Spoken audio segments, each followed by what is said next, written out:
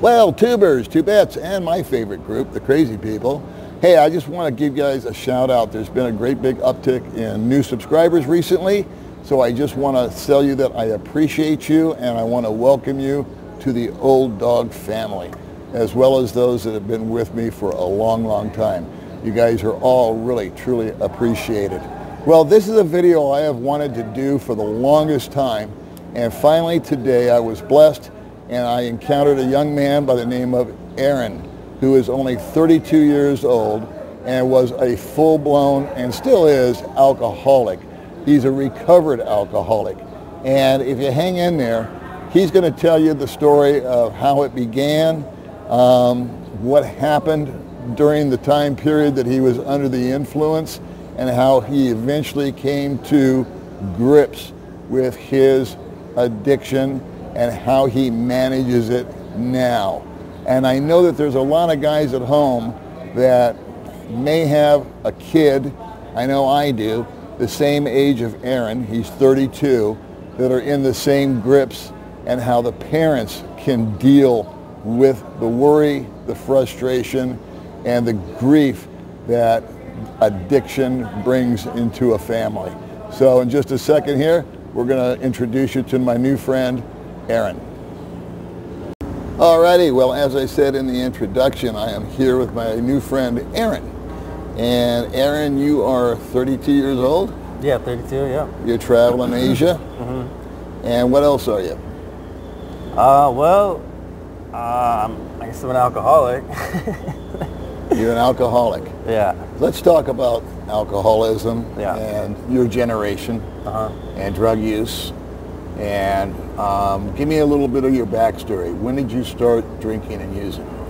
So I started freshman in high school, about 14. Yeah. First time I got drunk, I was 10 or 11, but I didn't do anything. But really, it was about 14. About 14. Yeah. Okay. And so, what was that like? Weekend drinking, binge drinking with your friends, going to parties. Yeah. I mean, I remember being that age, and I remember all that kind of stuff. I think all teenagers, especially boys, go through their little stage of, you know, the Animal House kind of thing. Everybody's drinking out of bongs and smoking weed and all that kind of stuff. So you started at 14, and then what happened, say, a year later? Were you still drinking and using? Yeah, so I started at 14, you know, it was typical, just, you know, we're partying on the weekends, drinking Old English, you know, like those 40s and Mickeys, and yeah, it just continued. We partied, I basically partied on the weekend, you know, do crazy stuff, and then, but I always wanted, I never wanted the party to stop. You never wanted it to stop? Never wanted it to stop, not even during the school days. Okay, and you're 32, so what generation are you? So millennial. You're a millennial. Yeah. All right. Yeah. So the reason this interests me is that I have kids your age, and a number of them have suffered from addictions, same as your, you know, alcohol, using drugs, things such as that nature. What kind of impact did that have on your parents when you were drinking and using? Well, you know, I think it definitely stressed my mom out a lot. She, you know, she's kind of a worrisome person regardless, but definitely worried her a lot. I didn't ever, you know, I was saying I didn't ever steal any money from my parents, thank God. I did take a lot of their pills, but... Did you? Yeah. Okay, well that's a very, very typical scenario also. Did your mom have what, Valium, Xanax, that kind of stuff around? She only had Vicodins. She had Vicodins? That's all she had, and they were the ones with the Tylenol in them, so you couldn't really crush them up. You could, but you didn't want to, you know, you didn't want to do that, so yeah. So she just had Vicodins pretty much. All right, so you were in school. Yeah. And 15, you're still drinking and using? Oh, yeah. Now, when did you progress to drugs? How old were you? Probably about freshman year. But it was typical stuff. You know, it was like Xanax, Valium, just those kind of, I don't want to say over-the-counter narcotics. You know, just kind of that's in every household, basically. But it was really, I didn't really do anything harder until I was probably about 18. But before that, it was just all those kind of drugs, or excuse me, like pills and then alcohol and weed all throughout high school. Okay, so you're in high school, smoking weed, you're drinking, you're getting Xanax, Valium, and the other painkillers, primarily from your friends and parents that were in the medicine cabinet? Yeah, basically. Okay. Yeah, pretty much. Yeah, it seems like everybody would take stuff from their parents and then sell it at school. You know? Yeah. Turns out that a lot of the parents were the drug dealers and didn't know it. Yeah, exactly. Especially then, they were handing prescriptions out like candy. They certainly were. Yeah, there was a big push by pharma to get everybody addicted, but that's another story. Yeah. So anyway,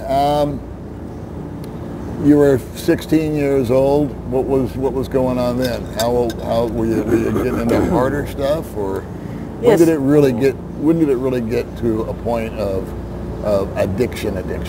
I think when I was about, maybe 16. You know, I was young, I was a kid, but I think a lot of kids go through this. I swear I had a big hormonal shift or something, right? I think that my hormones are switching. I legitimately did, I think, at one point have something off with my brain. I think a lot of people do.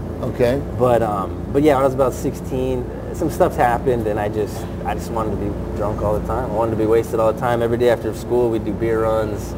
You know, just any way to get alcohol, really. You know. Was that? You think that's due to just the state of America? I mean, we were talking earlier, and we were talking about compromises or comparisons, rather, of like here and there. And America is the land of excess. Oh yeah. And I think what you have, or your generation had, was an excess of time. Yeah. And an excess of internet, instant, immediate gratification. You know what I'm saying? Yeah, 100%. Like when I was a kid, if I wanted to see a naked lady, I'd have to go down to the store and try to get the guy to sell me a Playboy. Yeah. Where you can just click on the computer, and it's way off the hook. Yeah. Right? Yeah. So. I was putting in DVDs when I was a kid, VHSs. Okay. But still, that was a lot more than just a page, you know? Yeah. So we were burning DVDs and giving them to each other. You know? Really? Yeah. My mom found my favorite one, unfortunately. But Three-Way Freeway. I seem to have missed that one. So when you were, didn't your mom have enough of you and ask you to leave? Yeah, so it got pretty bad. I kept getting in a lot of trouble, and describe trouble. I was just getting arrested.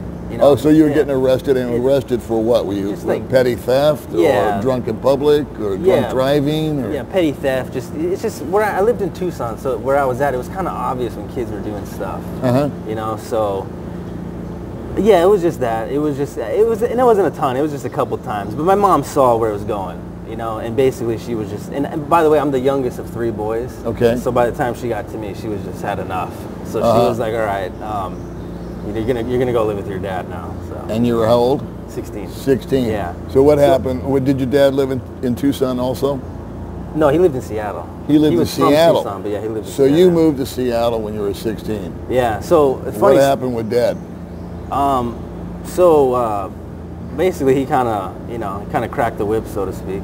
You know, he was just, you know, like I was saying, he was kind of, you know, he's like a 16-year-old boy walks into the house, you know, like, this is my house, you know, so you're going to do what I say. But he did good. You know, I basically, they put me in an outpatient program at that time, and, you know, it was good. It kind of subjected me to AA and, like, recovery and all that kind of stuff, and, you know, planted the seed. You know, I remember when I was 16, this is in the Northwest, I was going to these old, like, abandoned cafes, basically, to go to meetings. The wood's all creaky. It's just like some old lumberjacks, and like I was like, holy shit. But you were pushed into that. You were forced to go. Yeah, I was forced to go. So then I got subjected to it, and then like I said, I had to work, and I had to play sports if I wanted any freedom. So he kept me busy. I was very busy. Okay, so your father set some boundaries for you. Yeah. But it didn't stop your addiction. No, it delayed it, but you know, I was so young. It delayed it for a year and a half, but then by the time I was graduating high school, things came back. Okay. Yeah. And you did graduate. Barely. Yeah, half a grade. I got a D minus, or I think it was a C minus. If I got a D plus, I wouldn't have graduated. Yeah. So you got a high school diploma. Yeah. So that's cool. Yeah. All right. Well, that's good. And so now you're 18. Are you out on your own? Yeah. So I actually moved. I had a best friend in high school, and he was going back to Hawaii. He was from Hawaii. Convinced me to go out back there with them. So as soon as I graduated, I went out to Hawaii. You went to Hawaii? Yeah. Okay, at the age of 18? 18, yeah. And what did you do there? So the first job was selling fedoras in the mall, and then my second job was working for Greenpeace. Working for who? Greenpeace. Greenpeace. Yeah. So they were paying $12 an hour, which was like a super come up, you know. And but I had to convince people to give me a credit card on the street and sign them up for a monthly donation to support. Okay. To support the cause. And you were still drinking and using at that age? Oh yeah. Yeah. Okay. Yep. And actually at that point I had one of my brother's real IDs, but it was a fake ID. But it wasn't me. So. Yeah.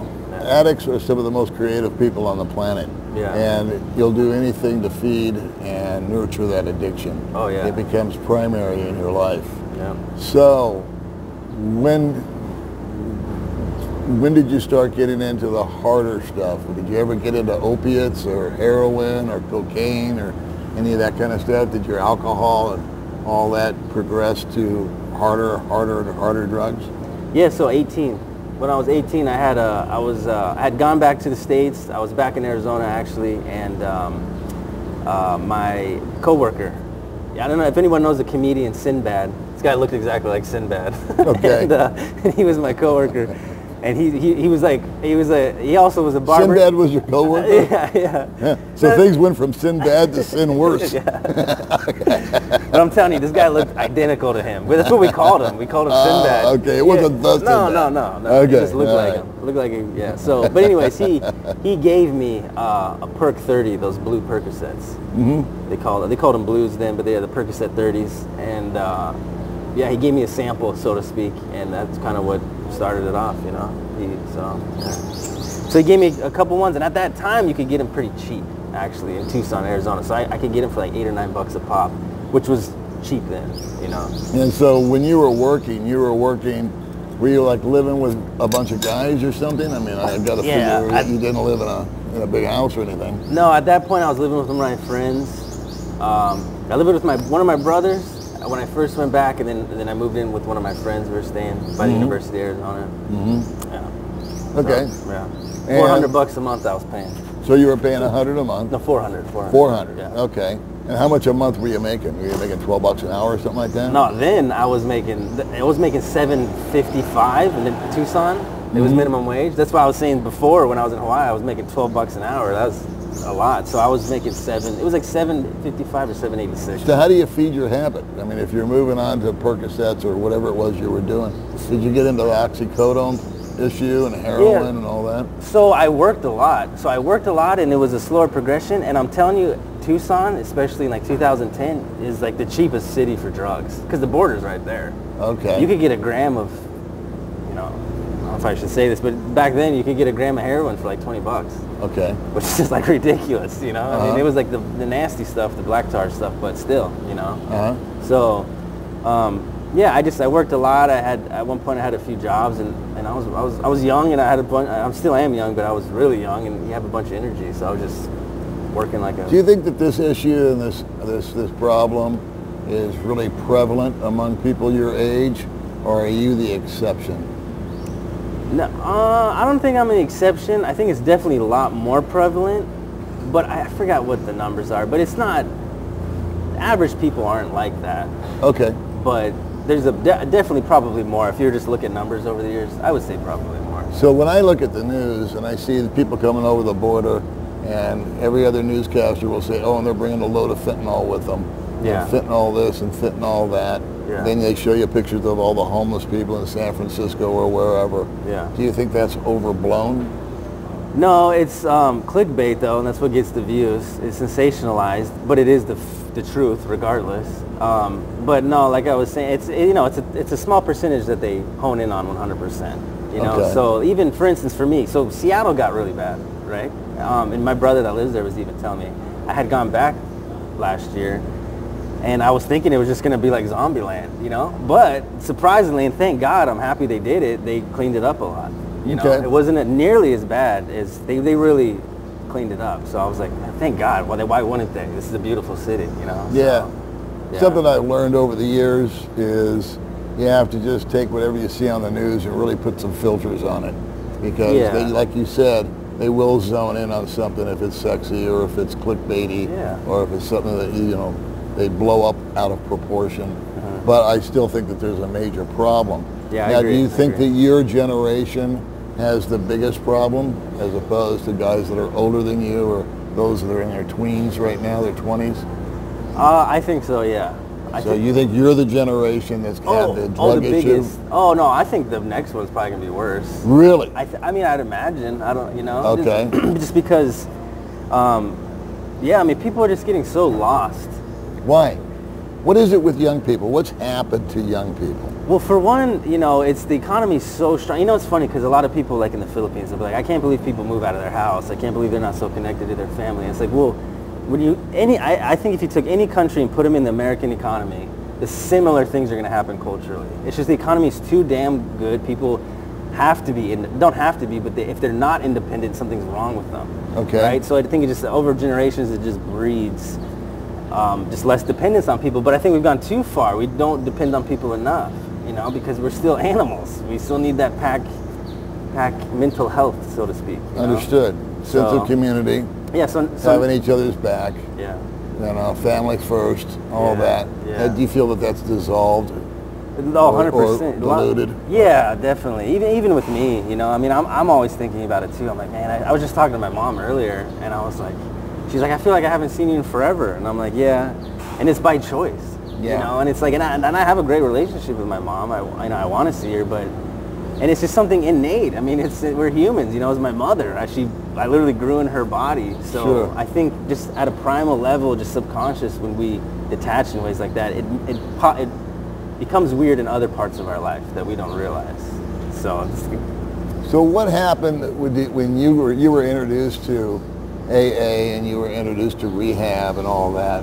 What's the longest stint you ever did in a rehab, and why were you there? So we fast forward to, I basically, a bunch of crazy stuff happened, but I was 24, I went to rehab the first time. Okay. Yeah, I was looking for a detox. And let me just back you up a little bit. It was at the age of 18 that you started to get it into the oxy, the heroin, that kind of stuff. Yeah. So 18 to 24, you were 6 years into that, and were you pretty well thick into the cloud? Yeah, I was pretty worn down. It was every day you went to work high or drunk or both? Yeah, it's something. I didn't do heroin the whole time, but I was always something. I would come in and out of things. Things would get really hot. I'd go on like a week bender with alcohol. I'm like, I can't drink anymore. I'm just going to smoke weed like all day, every day, right? And like, it was just always something. So, it was always something. So basically I was fighting as hard as I could to just keep my head above water. Literally, I felt like I was just like a hot rod with my pedal to the metal, just spinning my wheels, just inching along, you know, literally that's probably... Were you happy? Were you finding joy in any of that? No. No joy? No, I mean, I had some, you know, I was still fairly young, you know, your body, you're resilient, you know, so you're able to bounce back mentally, physically, but and I had great times, don't get me wrong, but overall it's just, no, it wasn't happy in the end. So. And when did you finally have enough of having enough? So the first time I just, you know, at the time I had a girlfriend, she broke up with me, and it was just kind of like the final straw. I was like, didn't really have anywhere to live. I was like living at her place. I was like driving 80 miles to work. But luckily gas was crazy cheap then. It was like $2 a gallon in Washington, which is, it'll never be like that. But, and yeah, I just got burnt out and I just couldn't manage anymore. I couldn't manage anymore, so I would try to check myself into a rehab because I knew that's where I needed to go. Wound up getting rerouting to one in California and went down there. So, and then the heavens opened, you know, and I saw what life really could be like, you know, sober. So when was the last time you had a drink or a drug in your body? July 16th, 2019. So you're 5 years sober? Yeah, almost, yeah. Almost. Yeah. Awesome. Yeah. And that was, would you agree with me that you have to make that decision if you're an alcoholic? Or, you know... Unfortunately, yeah. You can't be pushed into rehab and have them fix you. Nope. I've seen that over and over again. Yeah. Because a lot of times guys will get convicted in court and they'll say, okay, you can do 6 months in jail or go to rehab. Yeah. Everybody picks rehab. They get out of rehab and they go right back to getting high again. Yeah, or sometimes they even manage to get high in rehab. Right. So some varying levels, yeah. Sure. Yeah. Sure. Yeah, you can't do it. Unfortunately, you know, and I have a brother who just recently actually finally submitted to that and kind of went into AA. This first time I went to rehab since I was 24, 8 years ago, I knew that he needed to come. He needed to be right there next to me, you know. And then finally, just now, he's like, I think I can't do it on my own. It's like, I mean, it's been 8 years, you know, on the outside. Yeah. But I never would really talk to him about it. You know, I can't. I would pray for him because that's all you can do. Literally, Sure. I'd pray, especially every meeting. I prayed for him every time. I probably prayed for him over 500 times. I told him that. He was like blown away. You know, Yeah. he was like, what, really? I'm like, yeah. What the hell else can I do? That's you know? exactly right. So, yeah. So now you're traveling around. You've been traveling for a couple of years now over here in Asia. Yeah. You're making a run at it. You've worked primarily what, in restaurants, bartending, things like that? Yeah, hospitality. Yeah. Hospitality. Yeah, mainly. Yeah, basically. Okay. Yeah. And you're now traveling Asia. And what is your dream for your future? How do you want to make your future living? What do you want to do? So, for me, you know, so I've been doing the YouTube too, you know, and for me, it would be something at that capacity, you know, something like that. It wouldn't, something online like that, like a YouTube channel, because it's the freedom, you know. Like my dream would literally to be able to produce enough money to, like have some kind of properties, have some kind of investments, so I don't have to solely rely on that, and then just have that freedom, you know. That's like my dream is to like have some kind of house in this country, maybe an apartment in this country, you know. I think that'd be awesome. And you'd like to achieve that via social media some way, shape, or form? Yeah, I think that's pretty much, from what I know, the best way for me to go about it. Yeah, you know, I'm sure there's other avenues, but now, when you're over here in Asia, how do you handle AA meetings? so it's tough. It's tough. That's what I want, because there's a lot of guys, not a lot, I can't assume that, but Yeah. there are a number of people that watch my channel that struggle the same way. In fact, a very good friend of mine goes to an AA meeting. There's one here in town that I know about. Okay. And I know where it's located, and if you want to know later, I can tell you. Yeah. I don't want to mention it on here. But how does that work for you? Do you still have days where you wake up and you think this could be that day that I fall off the wagon? Yeah, you know. What are your triggers, I guess is what I'm triggers. asking. You know, I will say my triggers are when I'm not spiritually fit.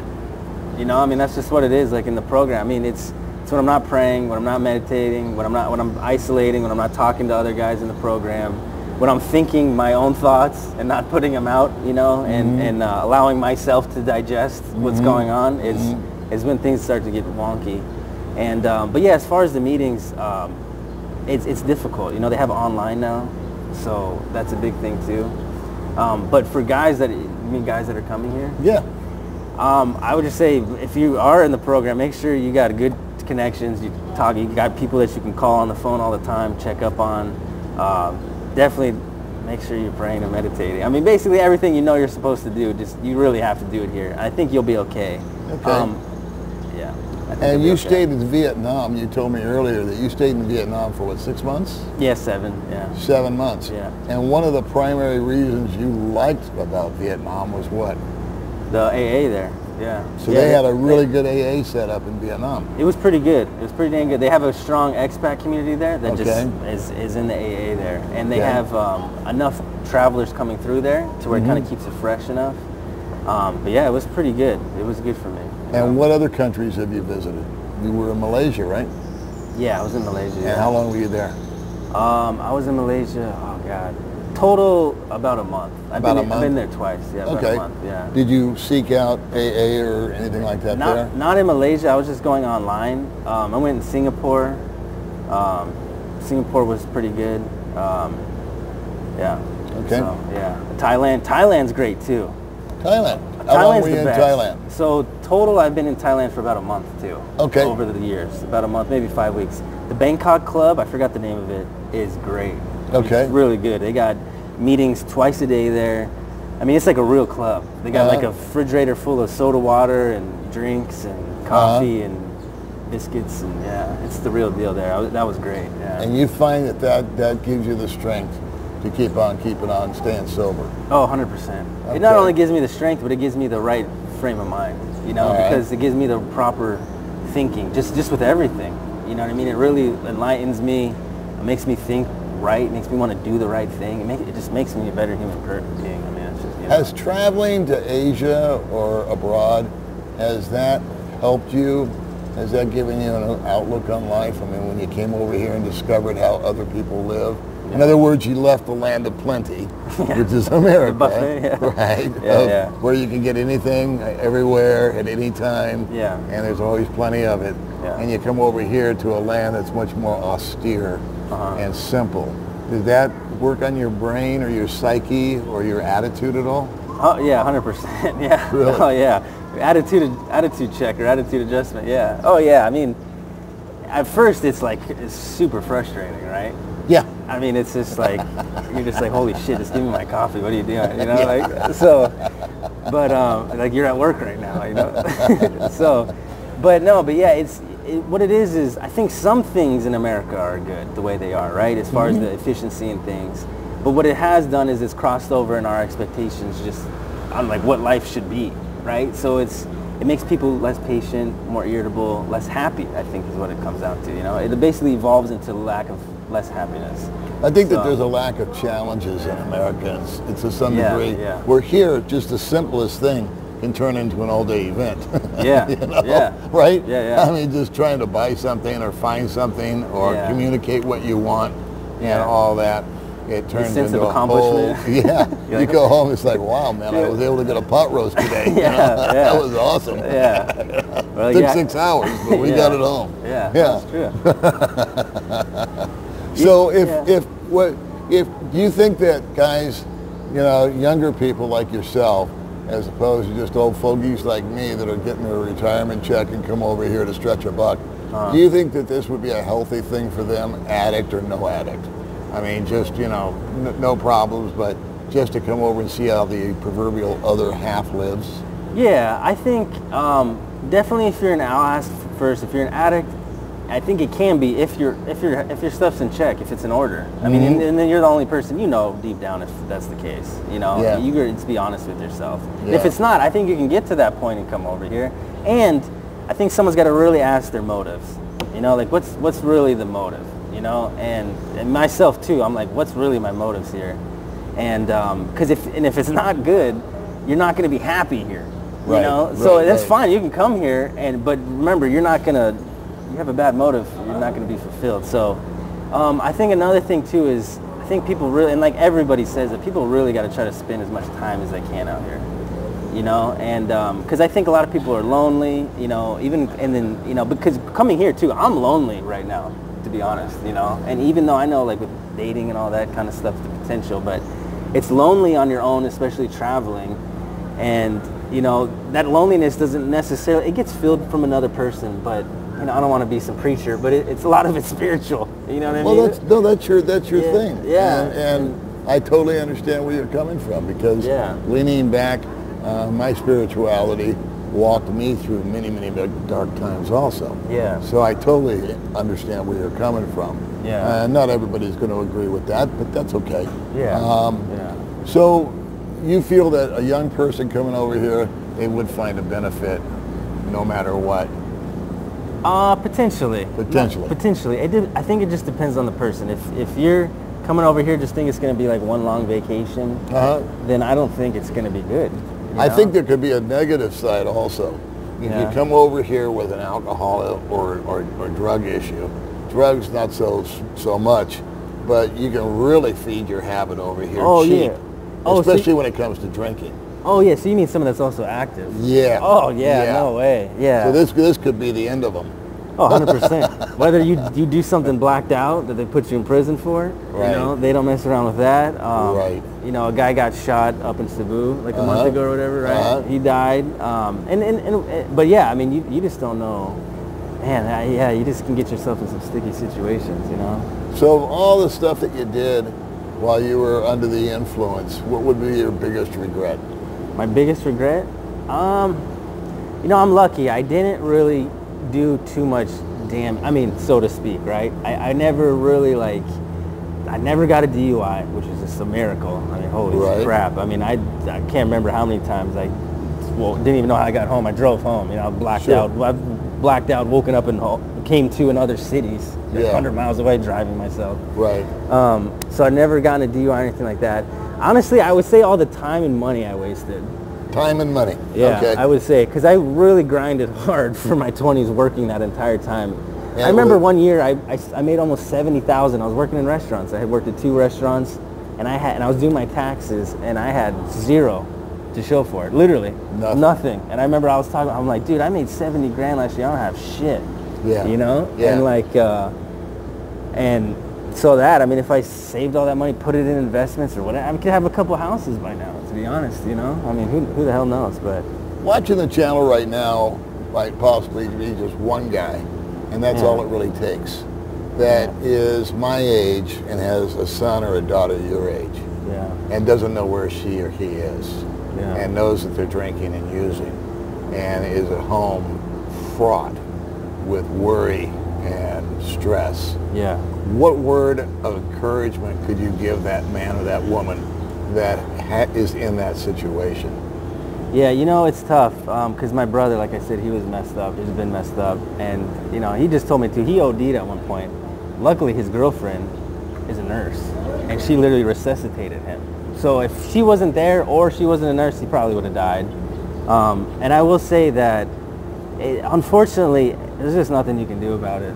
You know, I mean, that's just but I promise you, the one thing you can do that will help it is pray. And it's even for people that don't believe in it, prayer, don't think about it as prayer, think about it as a meditation, think about it as trying to something. But praying for somebody, good or bad, alleviates it. It just does. Wow. And don't question it, just try it. Yeah. You know, and then question it, you know. One other poignant question. Yeah. Is it your parents' fault that you got high? No. A lot of parents beat themselves up. They say, oh, what did I do wrong? Yeah. Why did I set a bad example? Did I do the wrong thing? Am I too easy? Was I an enabler? Yeah. I mean, was it just your decision? Was it the crowd you were running with? Do you think it's just something that's in your DNA? Do you think there's an alcoholic type of gene that's running through your blood? I don't know. Yeah, no, there is, for sure. There actually is an addiction gene. That's why the insurance companies pay for rehab now. Okay. So there literally is so there's something bodily different from people, because once you have that alcohol or that drug, you have a physical allergic reaction that other people don't have, which triggers and it causes you to crave and all that stuff. But I don't think parents should beat themselves up. You can't do anything about it. You can't do anything about it. I mean, my mom wasn't an alcoholic. My dad wasn't an alcoholic.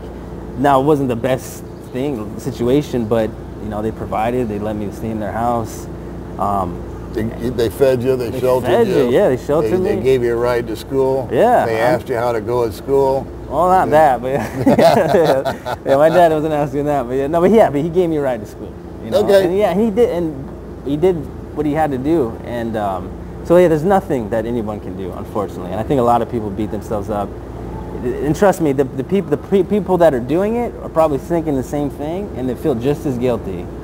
But they can't communicate that, you know? So I guess there's just no easy answer, because it's so simple to say to a parent right now, don't worry about it.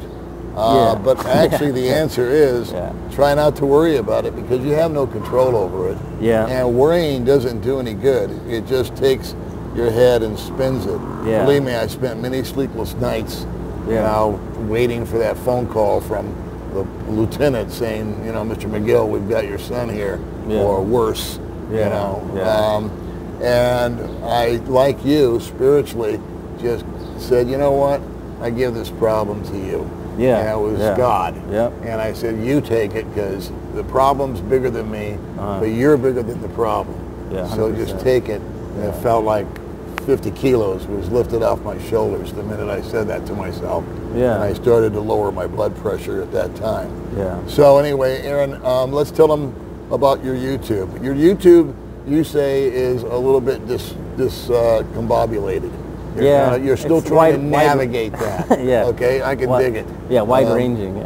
Wide-ranging. All right. So what's the name of your channel? So it's called Arron Around. Arron Around. Yeah, Arron space Around. Yeah. I like that. Yeah. And so we'll put a link to your channel in here. Okay. And people can check you out.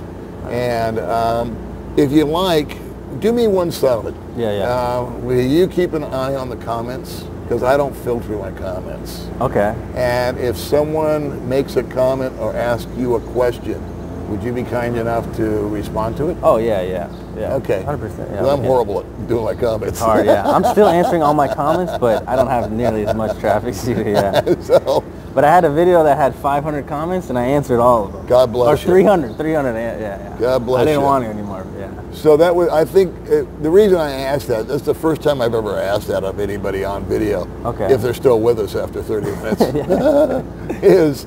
is I want it to come from you because I can't answer their question. Okay. And they may have something very personal or they want to, discuss with you. Okay. There may be somebody that's got a kid and they're concerned or whatever. Yeah. So we're going to turn you on to Arron's channel.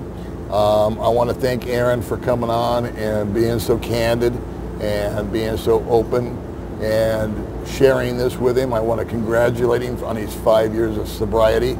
Yeah, but it still is one day at a time, right? One day at a time. And find yourself an AA meeting. They are available over here. Over here and online. And online. Yeah. All right, got to do brother. the online. Yeah. Thanks for being on the channel. All right, sir. I appreciate it. All right. We'll see you crazy people next time.